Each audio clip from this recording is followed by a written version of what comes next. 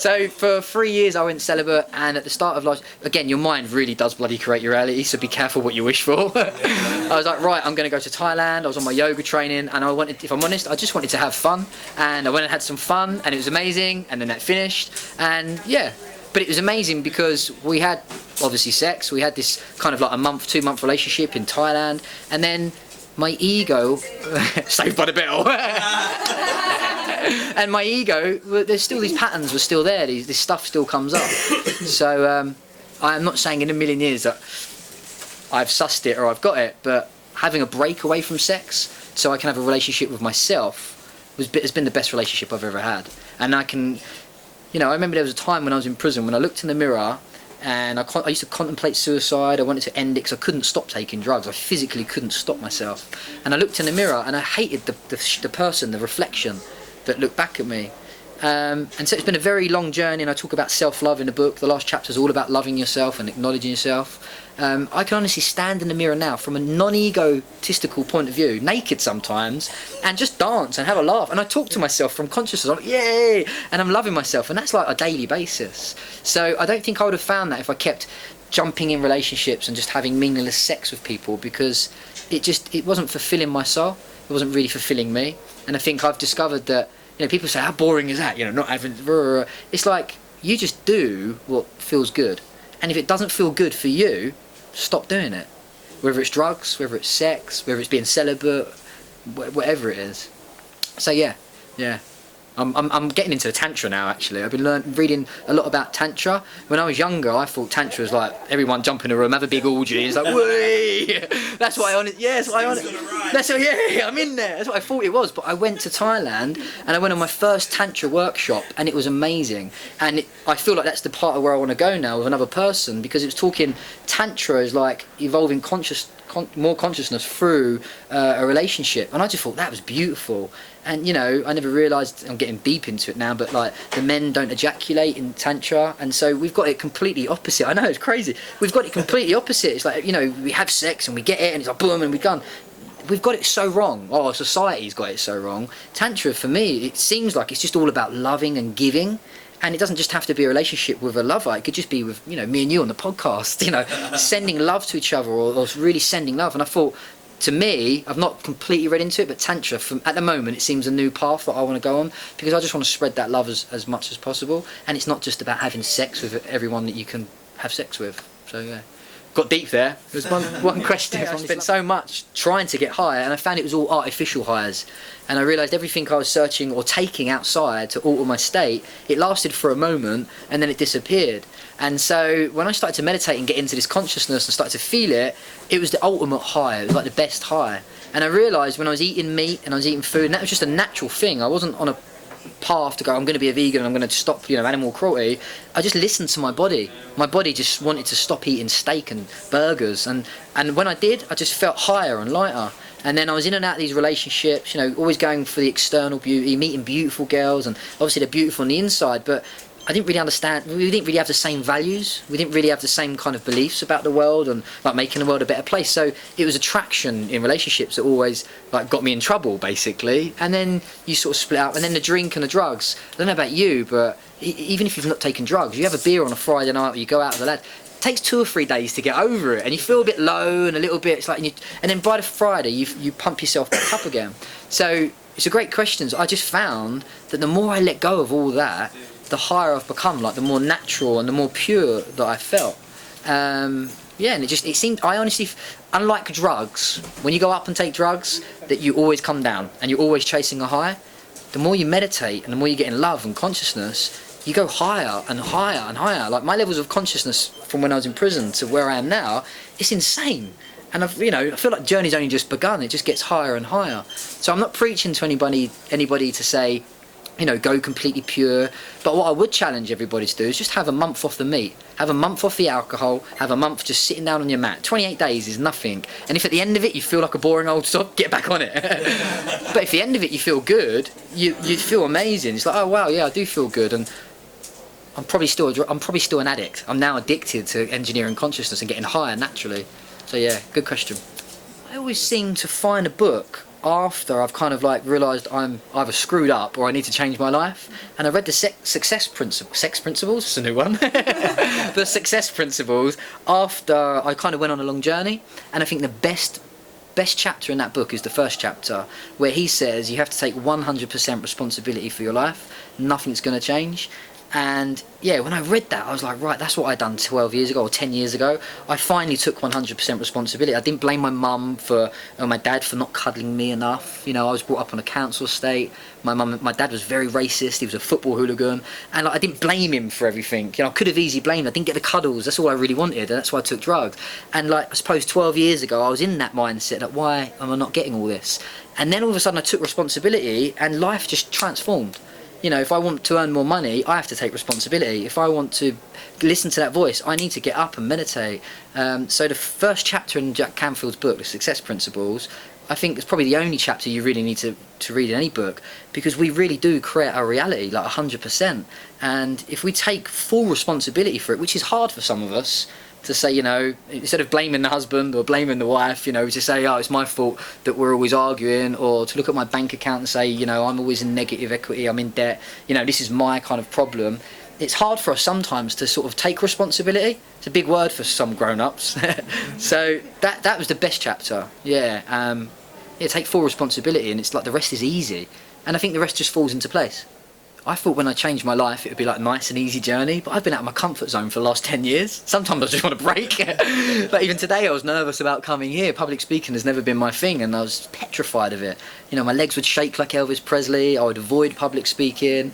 And then, you know, if I want to help kids in prison, or if I want to help people that are on drugs, I kind of need to stand up and speak. So yeah, I've always been out of my comfort zone. And I kind of realised, my friend's daughter said that fear is just excitement in disguise. It's not really, that comfort zone is where we grow. It's like where we start, when we get on that bandwagon, it's like amazing. So yeah, you go that extra mile and you're just constantly achieving your personal success.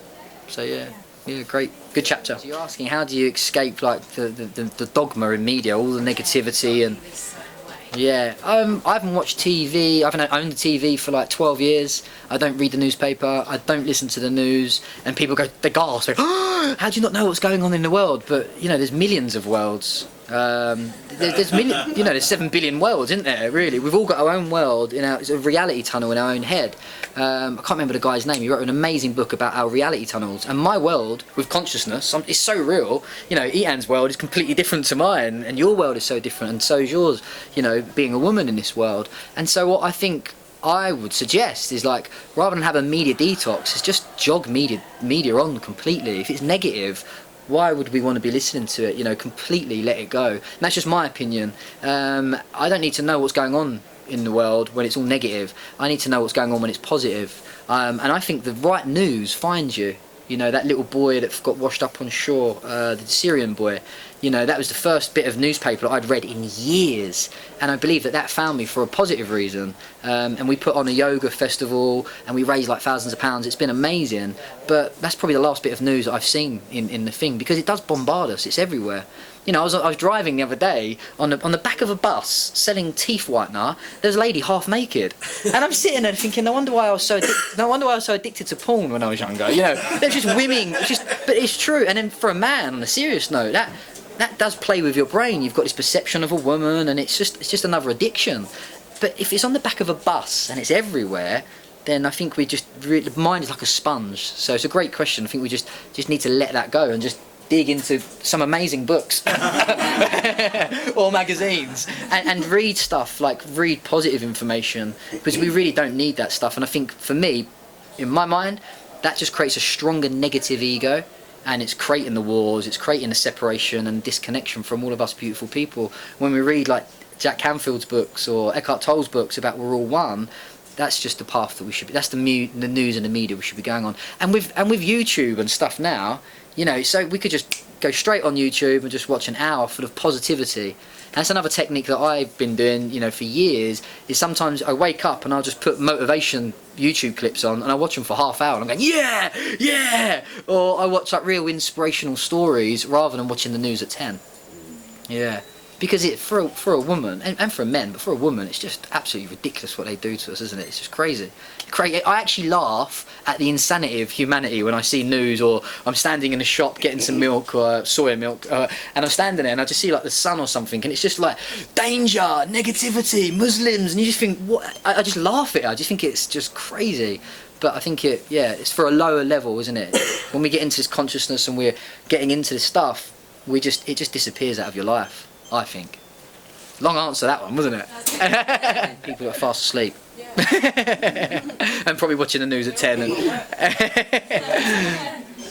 So I'll give you a couple of answers. I was in a job exactly the same, and in the end I just had to leave, if I'm honest. It wasn't nourishing my soul. You know, I loved the clients that I was working with. I got more stick in the end from the staff that were moaning about politics, and I just thought, this just isn't, just not my cup of tea. So I just gravitated to a new kind of crowd, and me and my dad, I share this story. Me and my dad have had a really colourful kind of lifestyle together. So like I say, he was a racist football hooligan. He was my hero when I was a kid, so I was trying to be like my dad. And I grew up just like him.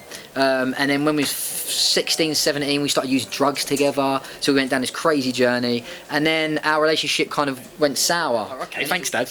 You'll never give up drugs. You're the worst one. So I've just kind of gone off on my journey. And every time me and my dad come together, we clash, and it's just our egos clashing. And I'm literally like, wake the fuck up, Dad. You know, you're beautiful, you're funny, you're amazing. You're not racist, you're not angry, you're not this, you're a great guy.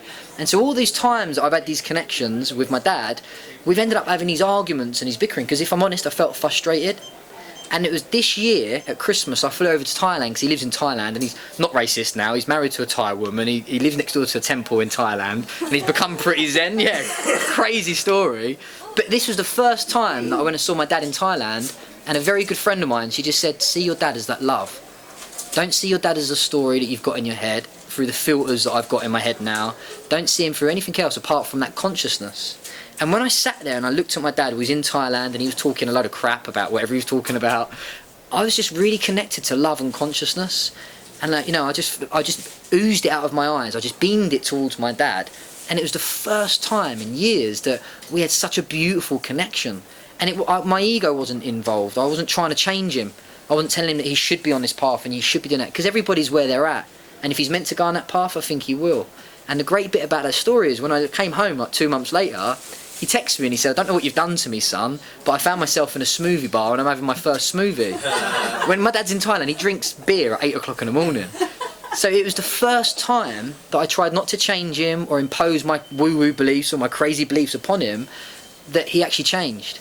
And I was like, oh my God, Brett, like for 10 years you're like, Dad, you got to stop drinking. Dad, you got to stop being racist. Dad, you got to do this. And the first time I've read the books and I knew what I should have done, but this was the first time I really felt it, and I really just sent my dad love and really came from a place of consciousness and love. And it's very hard to do sometimes. You know, you're in the work, and you just got to vibrate that and send that out. And the change that you see around you is just amazing. And obviously you really care and you want to wake people up, which is a great thing. So, but yeah. How do you keep it up as a daily practice? I'm just like everybody else. You know, sometimes I'll slip up and there'll be a day or two when I don't do it, and I really notice it, and my voice is loud, my ego's louder. And so what I used to do was set an alarm on my phone. So 6 o'clock every morning, I'd wake up, and that would be it would be like a meditation alarm. One of the teachers that taught me, he sets like 5 alarms throughout the day. And each time the alarm goes off, it just says, be mindful. And it just reminds him, just like whether he's playing with his children, whether he's giving a talk, you know, whatever he's doing, it's just like, be really mindful, really focused. Because meditation isn't just about sitting on the mat and going, it is about everything that we're doing. You know, when I'm talking to you, I'm also listening to my reactions in my ego, and I'm trying to ignore them, or I'm trying to really listen to what you're saying rather than the words that are coming out of your mouth, and feel it, becoming more present. So, in a nutshell, yeah, I would set an alarm, and I'd probably keep it the same time. It sounds a bit regimental for meditation, but to start off with, I'd say, right, okay, at 6 o'clock in the evening or 6 o'clock in the morning, that's my meditation time. TV goes off, computers get switched off. I'm going to sit on my mat. I'm going to light a stick, like an incense stick, and just really make it about you. It's like give yourself that nourishment and that love. And then even if you feel frustrated and you feel like I can't bloody meditate, I'm still thinking that is meditation. You're just becoming aware of it. But if you keep it consistent for the same time, in the end it becomes, after 28 days or a month or so, it becomes a habit. And it's like now I just wake up, I roll out of bed, and I just meditate. It's like I haven't got to think about it, or I just get up and yoga. But as before, I used to think, oh man, I've got to sit there and meditate. You've got to meditate. You've got to meditate. And once it becomes a habit, it becomes second nature. We've got loads of habits, haven't we? Like loads of behaviours which we do 24/7, which are pretty negative. You know, we stick the coffee on, we stick the news on, and we don't think about it. It's just like an automatic behaviour. So just like anything, just do it for a month, same time, every single day, and it becomes second nature. I think, yeah. Nah, go for it.